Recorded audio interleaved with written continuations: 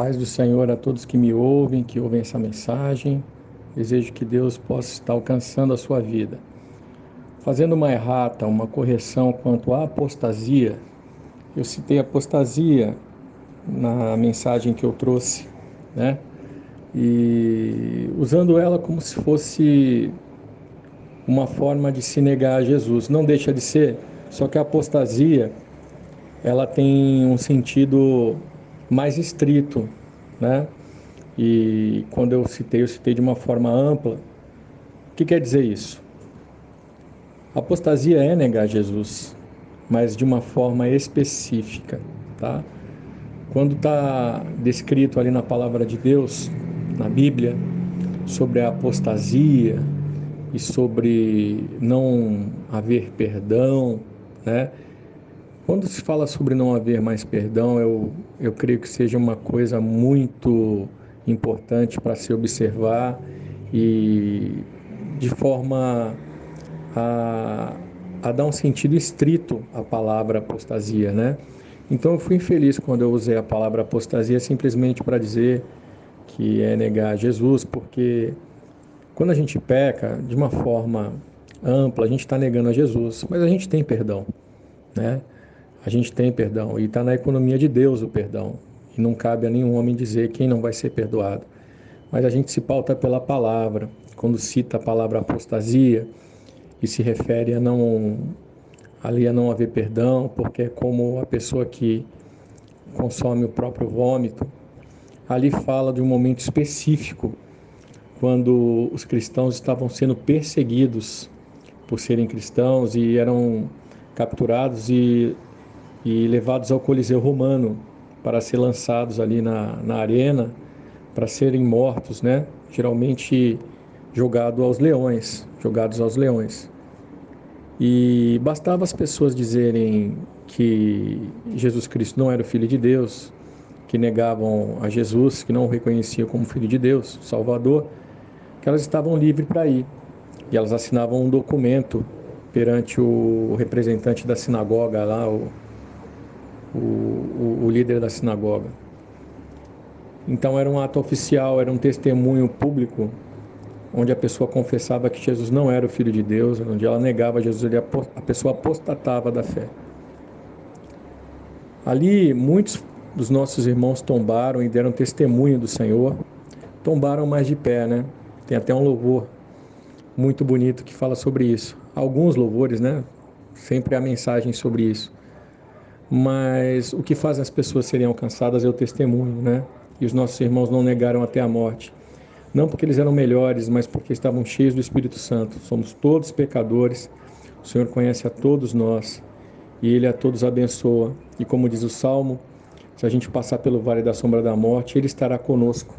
A vara e o cajado nos confortam. Então, quando nós estamos nele, nos escondemos nele, aquilo que tivermos que passar, arenas de leões, fornalhas, seja o que for, a profundidade das águas, as alturas das estrelas, Ele estará conosco.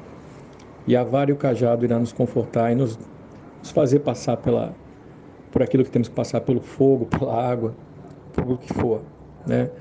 Então, com Jesus é possível passar por qualquer situação, porque o corpo perece, mas a alma vai com Ele e as promessas dele são fiéis.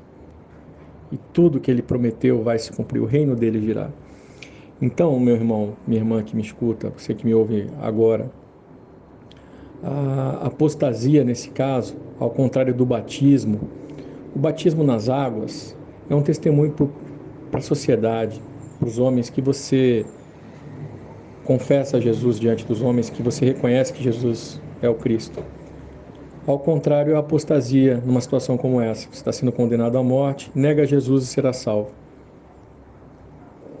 Nessa situação específica, naquela época, aquela apostasia, foi dito que a pessoa que negasse não haveria perdão para ela, que era como se ela, se uma vez ela, é como se ela comesse o próprio vômito, o cão que come o próprio vômito. Foi essa analogia usada na palavra. Que não haveria perdão porque expõe Jesus ao vitupério, tá? Então é muito específico, tá? Todo mundo que peca nega Jesus, E nós somos pecadores e fracos, pecamos todos os dias. Aquele que disser que não tem pecado, faz Jesus a mentiroso. E ele sabe disso, e isso está na palavra. Então, o cair do homem e o levantar é de Deus. O sangue de Jesus é a graça, o perdão, o fardo dele é leve, o jugo é suave. É isso que nos mantém de pé, meus irmãos, que nos sustenta. Vocês estão entendendo? Mas, especificamente, quando você é colocado contra a parede para negar Jesus até a morte, aparentemente, se você negar intencionalmente, ao contrário do pecado, que você luta contra ele todos os dias, porque você cai, você está falando intencionalmente que você está declarando com a sua boca que Jesus não é o Filho de Deus, né? E a palavra nos diz no texto que aqueles que confessarem ele diante dos homens e dos anjos, ele os confessará diante dos homens e dos anjos de Deus que está no céu. E aquele que negar, também ele o negará. Então cabe a qualquer um examinar a si mesmo, né? Eu não sou ninguém, meu irmão, minha irmã, para dizer quem vai entrar ou quem não vai entrar, isso está na economia de Deus. Mas eu examino as Escrituras e procuro observar. Assim como diz o Salmo 1, medite no Salmo 1. Bem-aventurado aquele que não anda segundo o conselho do ímpio, não se detém no caminho dos pecadores, nem se assenta à roda dos escarnecedores, antes tem o seu prazer na lei de Deus e nela medita de dia e de noite. Pois será uma árvore plantada junto a ribeiro de águas, a qual dá o seu fruto na estação própria. Não são assim, e tudo quanto fizer prosperará. Não são assim os ímpios, mas são como a moinha que o vento espalha. Por quê? O tempo do ímpio, como o tempo do servo nessa terra, passa, mas a alma permanece para sempre. Já o ímpio é como a moinha que o vento espalha, mas o servo de Deus é só o começo, porque quando parte é o início de uma vida eterna com Cristo, onde o melhor está por vir, meu irmão, minha irmã. Entendem isso?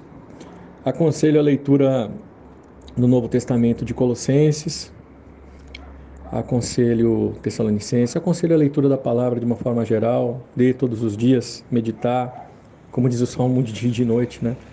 Absorver, não com hipocrisia, né? Falando que é crente, mas mais do que isso, mais do que falar, são os nossos atos, né? E lutar contra o pecado, porque se a gente não lutar contra o pecado e aceitar ele, é iniquidade. E aí, permanecendo na iniquidade, é como crente, é como o sal da terra sem sabor, só serve para ser pisado pelos homens.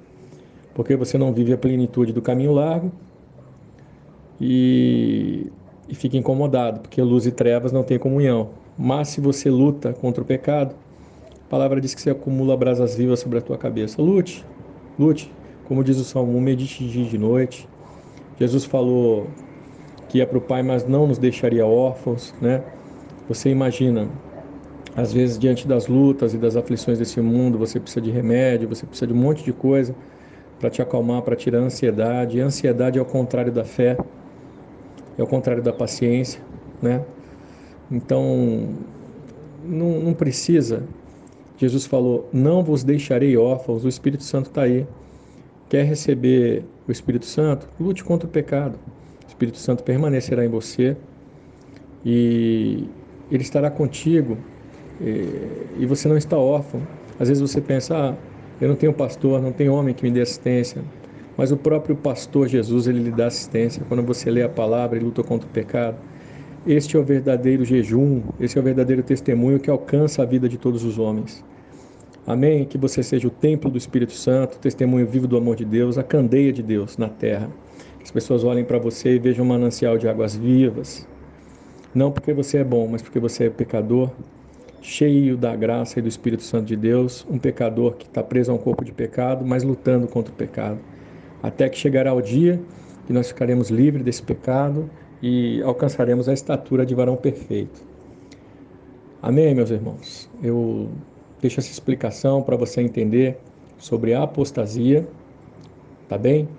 Às vezes em alguma outra mensagem que está aqui no canal eu falei sobre a apostasia como se fosse um sentido amplo, mas é um sentido muito estrito. Se eu pudesse refazer a mensagem, não falaria como apostasia, mas há parte da mensagem que se aproveita tirando isso, né? Porque dá uma conotação errada, na minha opinião, né? E o que eu digo para você? retém o que é bom. Qual vai ser o teu filtro? O Espírito Santo. Se você ler a palavra e conhecer a palavra de Deus, que é a Bíblia, viu? Você vai ter discernimento, que é o 7º dom espiritual, e você vai saber filtrar e reter o que é bom. Amém, meu irmão? Meu irmão. Deus te abençoe. A graça, a paz, a Deus que a tua de todos nós. Até a volta de Jesus em glória, em nome de Jesus. Uma chance igual a essa, talvez eu não tenha mais.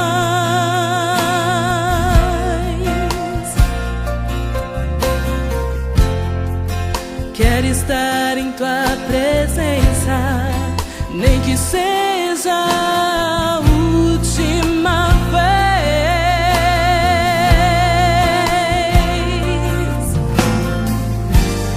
Se tiver que gritar, eu gritarei. Se tiver que chorar, eu chorarei. Se tiver que humilhar o meu espírito, assim o farei. Me dá mais uma chance. Eu quero nascer do teu espírito. Eu quero matar minha carne, fazer tua vontade, doce Espírito.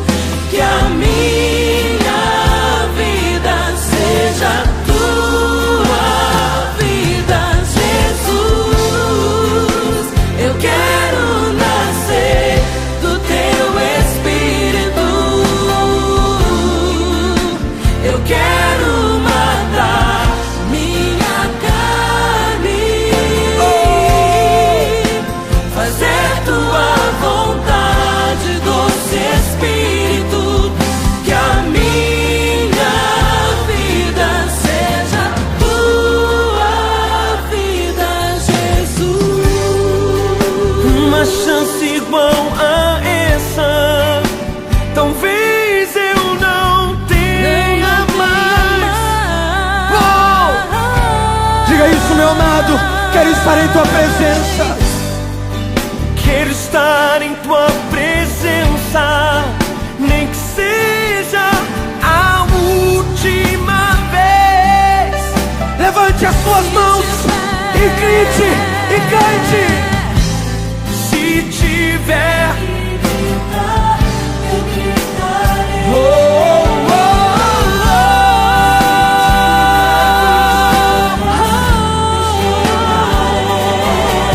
Senhor, se tiver que humilhar, diga, assim o farei. me dá mais uma chance. Eu quero nascer do teu espírito. Eu quero matar minha carne, fazer tua vontade, doce Espírito. Que a minha vida seja tua vida, Jesus. Eu quero nascer.